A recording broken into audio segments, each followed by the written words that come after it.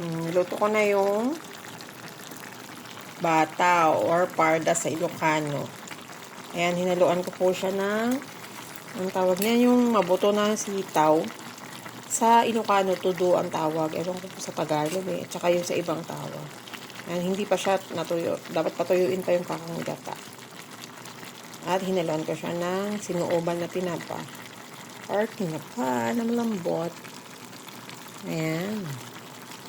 Dapat lang patuyuin lang to konti. Para medyo magmanti-mantika. Hindi rin kasi masarap pag hindi nagmantika. Ito yung luto ko ngayong gabi. Yung kinuha ko kanina na parda dun sa aking tanim. Dahil ng buto niya. Alas purong magulang na siya. Pero mapapakinabangan pa naman yan. Nakakain naman yung buto niya. Hindi siya mapait. Hindi gaya nung na-try namin noon ang pait. Yung buto ng singkamas ba yun? Yung bunga ng singkamas. Kasi diba yung bunga kasi ng singkamas, pag yung mura-mura pa siya, yung